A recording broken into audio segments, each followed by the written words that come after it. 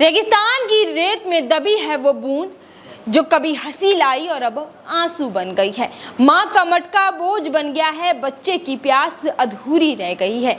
नल का सपना आया तो सही, लेकिन कहाँ बहा कब बहा पता नहीं।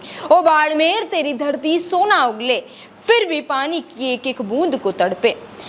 कल भी आएगा वो दिन जब हर डाणी गूंजेगी, जल ही जीवन है, जल ही जीवन है। ये पंक्तियां एकदम सही साबित होती हैं पश्चिमी राजस्थान के लिए, जिसमें सबसे बड़ा जिला बाड़मेर है, जिसको पार करने में एक दिन पूरा लग जाता है अगर हम देखें, जो कि रेतीली धरा के लिए, रेगिस्तान के धोरों के लिए बड़ा ही फेमस है, जिसको लोग रेतीली धरा के नाम से जानते हैं। राजस्थान के जैसा एक नाम जिसमें रेगिस्तान आता है, जिसको दूर से देखो तो ऐसा लगता है कि वहाँ रेत के अलावा कुछ नहीं है। यहाँ की रेत को सोना माना जाता है, लेकिन यहाँ पानी की कमी बहुत है। यहाँ पानी के लिए एक पंक्ति बड़ी फेमस है कि यहाँ तो साहब पानी की कीमत घी से भी ज़्यादा है। क्यों है ऐसा? क्योंकि यहाँ पर रेतीली टीले हैं जो कि पानी की लिए गूंजते हैं, चीखते हैं, लेकिन यहाँ पानी देने वाला कोई नहीं है। बड़े बड़े वादे किए जाते हैं, बड़ी बड़ी जो चुनावी वादे हैं वो किए जाते हैं, लेकिन यहाँ पानी नहीं आ पाता है। सरकारें आती हैं और चली जाती हैं, मंत्री बनते हैं और उनका कार्यकाल खत्म हो जाता है, लेकिन वादे सिर्फ वादे रह जाते हैं, कागजों तक सीमित रह जाते हैं।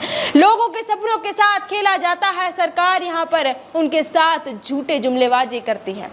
लेकिन आप सोचिए, यहाँ पर पानी की जो संकट है वो आज से नहीं जाने कब से चल रहा है, जहां प्रधानमंत्री नरेंद्र मोदी ने 2019 में एक योजना लाने का वादा किया था कि हर घर में, हर ढाणी में पानी दिया जाएगा, जल ही जीवन है के नाम से।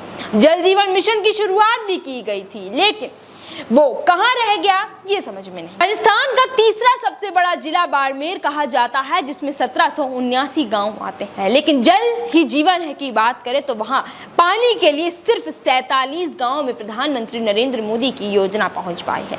जैसलमेर की बात करें, जहां साफ तौर पर देखा जाता है कि 47 गांव में जो नल है वो पहुंच पाए हैं।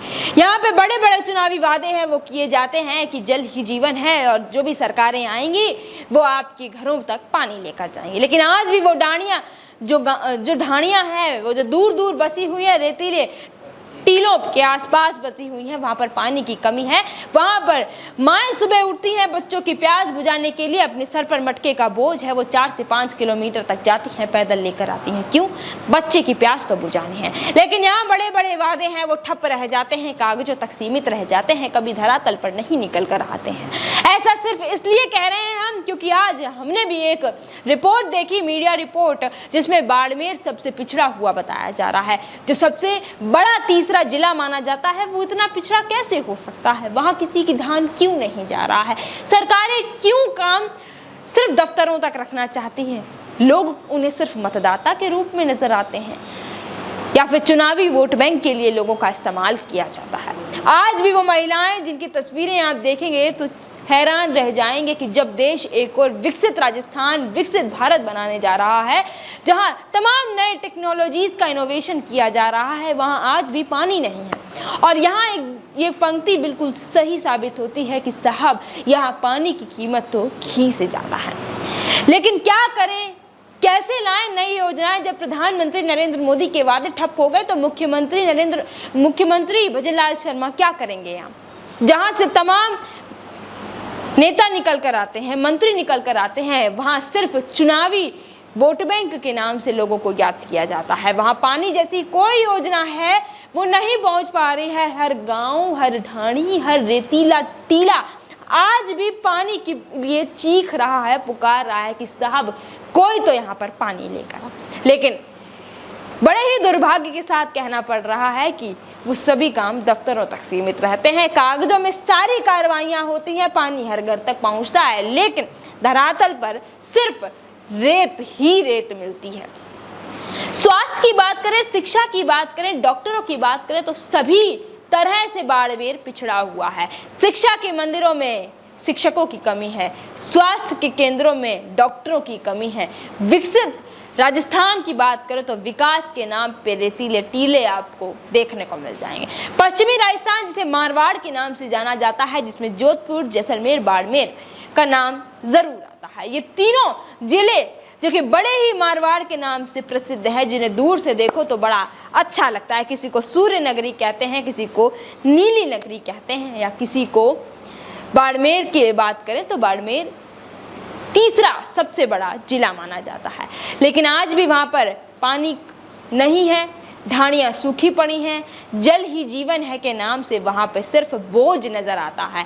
जहाँ सुबह सिर्फ माओ को ये याद रहता है कि हमें पानी भरने 4 से 5 किलोमीटर दूर मटका सर पर रख के लेकर जाना है। बच्चियों को ये याद रहता है कि आज हमें खाना बनाने के लिए भी पानी है तो बाहर से लेकर आना है। टैंकर माफियाओं का राज इतना ज़्यादा है कि जो बचा कुचा पानी है वो भी वहाँ पर नहीं पनप पा रहा है। सुबह उठते ही महिलाएं पानी के टैंकरों की राह देखती हैं, जो कि कभी आते हैं तो कभी नहीं आते हैं। कुओं की बात करें तो कुओं की भी कमी साफ नज़र आती है, जहाँ पर महिलाओं की लाइनें हैं वो लगी होती है। अब आपकी क्या राय है, हमें कमेंट बॉक्स में कमेंट कर ज़रूर बताइएगा, क्योंकि हमारी जितनी भी ऑडियंस पश्चिमी राजस्थान की है वो अच्छे से वाकिफ़ होगी पूरे मेरी बात से कि जहाँ पानी की कीमत घी से भी ज़्यादा तोली जाती है। और क्या आज भी बाड़मेर तीसरा सबसे बड़ा जिला होने के बाद भी इतना पिछड़ा है, जहां हर गांव हर डाणी में पानी की चीखें हैं वो आ रही हैं। क्या लगता है ये चुनावी वादे सिर्फ दफ्तरों तक रह जाते हैं? क्या लगता है कि आगे कभी पानी है वो धरातल पर पहुंच पाएगा? अपने नेताओं से, अपने मंत्रियों से, अपने मुख्यमंत्रियों से आप क्या कुछ उम्मीद लेकर आते हैं? हर बार सरकारें आती हैं और चली जाती हैं, कितने वादे पूरे होते हैं? हमें कमेंट बॉक्स में कमेंट कर ज़रूर बताइएगा। मैं इंतज़ार करूंगी आप सभी के कमेंट का। तब तक के लिए बने रहिए हमारे चैनल द खटक के साथ। मैं भूमि, बहुत शुक्रिया।